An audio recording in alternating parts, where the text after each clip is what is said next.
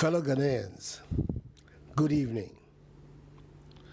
I thank you for welcoming me into your homes once again on a matter we have all sadly become familiar with, COVID-19.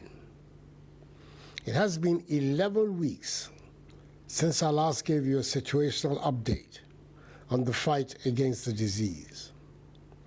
I've, however, used the occasion of Easter and May Day to apprise you of some major COVID-related developments and of the need for all of us to continue complying with the health and safety protocols. Embarking on a 9-day official working visit to France, Belgium, and South Africa as part of efforts being made to ensure our nation's rapid and sustained post-COVID economic recovery, and have pre-recorded this update prior to leaving the country. I must at the outset express the gratitude of the nation to the National Chief Imam, Sheikh Usman Nuhu Sharabutu, and all Muslims across the country for adhering to the request to have a subdued Eid al-Fitr celebration, devoid of large public gatherings.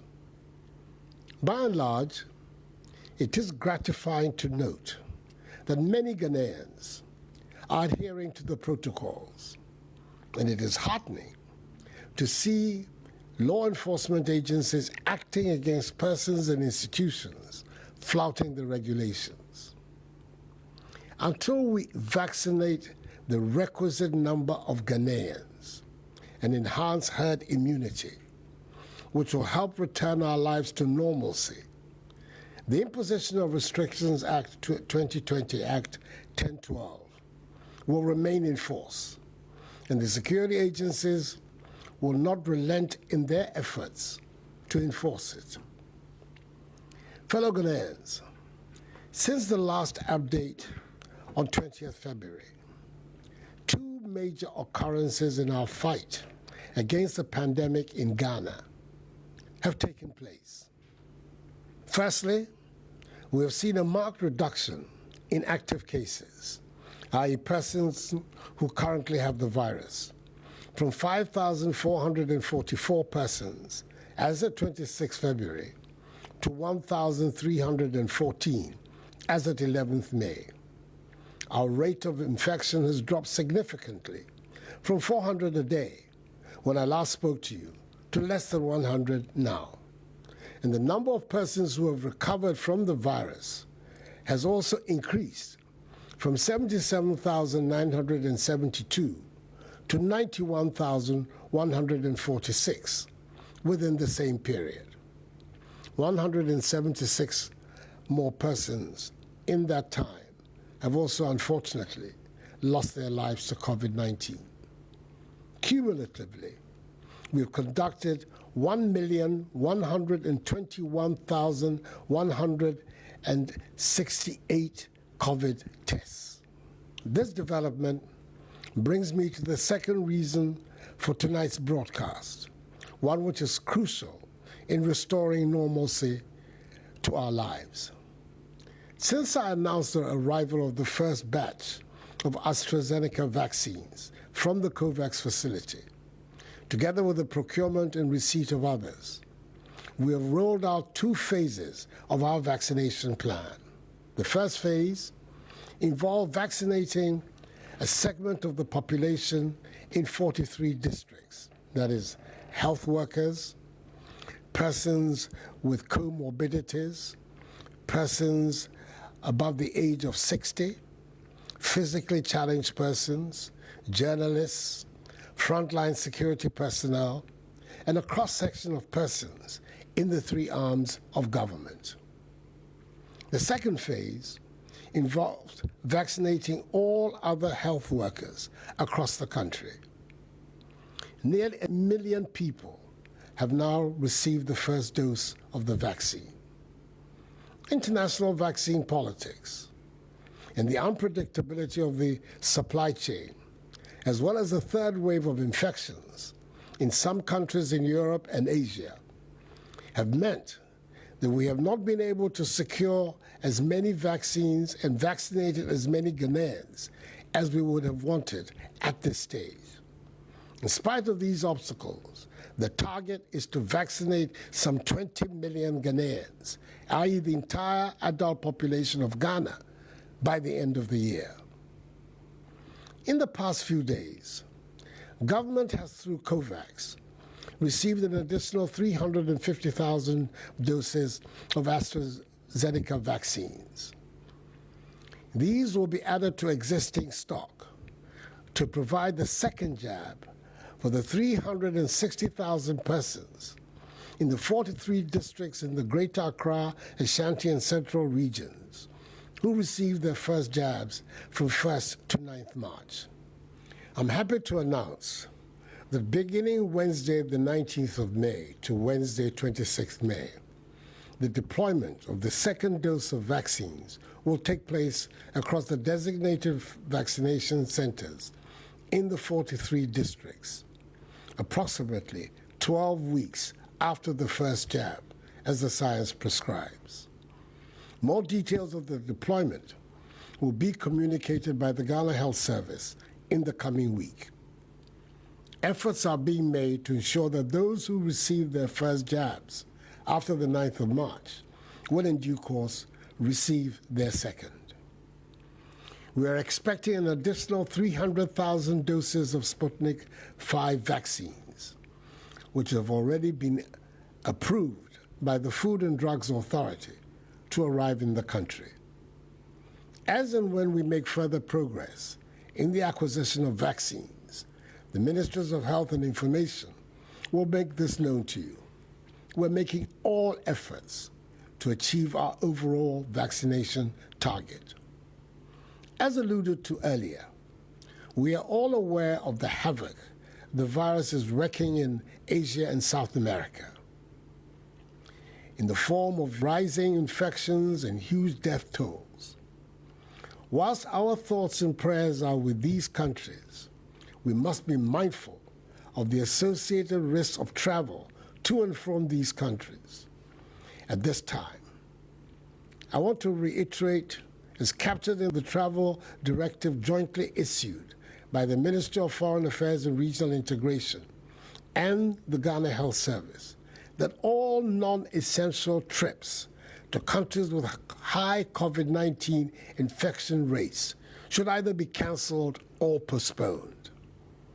There'll be plenty of time, God willing, for such trips in the future. We will continue to review our travel restriction measures. Fellow Ghanaians, a major objective of our fight against the virus, right from the onset, has been to limit its importation onto our shores. Consequently, when we reopened Kotoka International Airport, KIA, our aim was to ensure that as much as possible, arriving passengers do not carry the virus, and to establish a testing regime at KIA to help us pick up passengers who have the virus and prevent them from introducing it into our population. KIA, some 3 weeks ago, recorded significant increases in the numbers of passengers who tested positive for COVID-19. This was identified as in part being due to the countries of embarkation experiencing a third wave of the virus, and also challenges in attesting to the authenticity of COVID-19 PCR certification being presented at airports around the world. Since then, the increase in positive tests from passengers arriving at KIA has declined considerably. Nevertheless, it's still necessary for us in Ghana to find a way to secure further our borders and attain our objective of limiting the importation of the virus. To prevent fake COVID-19 PCR certificates being used to enter our country, government through the Ministry of Health has begun the process of digitizing PCR test results to ensure ease of verification. The technology platform being used at KIA is based on standards set by the Africa Trust Travel and ECOWAS BioMars. All passengers traveling in Ghana must have test results or certificates bearing the trusted travel or biomass codes to be acceptable at KIA. We have reevaluated quality checks on testing at KIA, and we're satisfied with the sensitivity and specificity of the testing regime there. All arriving passengers who test positive will follow the laid-down procedure. Those who test negative from designated COVID-19 hotspots and testing negative at KIA may be subjected to a repeat test on the third day of arrival. Our fight against the virus, my fellow Ghanaians, is by no means over. The continuous havoc being experienced by some countries as a result of the virus is a testament to the fact that until all countries have rid themselves of the virus and have achieved herd immunity, none is safe. So let us all continue to adhere to the COVID-19 safety protocols that are now part of our day-to-day activities. We see the rewards for our compliance with the protocols whenever we witness favorable scenarios in our fight against the virus, evidenced in the easing of some of the restrictions. I'm particularly happy that the significant investments we have made in ensuring compliance with the safety protocols have enabled us to open in safety all schools, private and public, at all levels. And I want to thank parents, teachers, and students for making them work. We have also put in place the necessary protocols that have allowed us to return to churches, mosques, workplaces, markets, stadia, and to travel. Our ability, however, to congregate in closed spaces like cinemas, theaters, and nightclubs remains restricted. In a move towards the reopening of cinemas and theaters, government has engaged cinema owners and operators on a set of protocols and guidelines that need to be put in place and implemented by all operators before eventual reopening. In the coming weeks, the Ghana Health Service and the Ghana Tourism Authority will be announcing these protocols and mandatory modalities and work with the operators on a set of directives that will ensure the health and safety of all patrons and staff in all the facilities involved. Fellow Ghanaians, I remain optimistic that we can return our lives to normal if we cooperate and work together. Let the reduced rate of infections not lull us into a false sense of security. Let us continue to adhere to the safety protocols, that is, the enhanced hygiene and mask-wearing protocols. Let us take the vaccine when it gets to our turn, and let us continue to put our faith in Almighty God. There is light at the end of the tunnel. Our goal of 0 active cases is in sight if we remain vigilant and steadfast. Enuanom, efiri na awotwe ayebe. Wani awo paneɛ no, bɛsɛ awo ne ɛtɔso mmienu. Aban ɛboaboa aduro n'ano bebree ama Ghanafo nyinaa. Mesrɛ mo, sɛnea maka dada. Bɔne biara ɛni paneɛ no ho. Enti sɛ ɛduru so a, kɔ na kɔwɔ paneɛ no. Na ɛno na ɛbɛboa ama yɛatumi apam yare ɛfiri yɛn man mu. Anyame me kagya ochi na ani baane. Meni egbo corona chofa basa agbo ikun. Amlalo ebua chofa pi na agana mambi fe no ewo kesho no ya ne o ya gbu chofa no ni ba wawo ni wo hwe hela keje wo manemi. May God bless us all in our homeland Ghana and make her great and strong. I thank you for your attention. Good night, and God bless you all.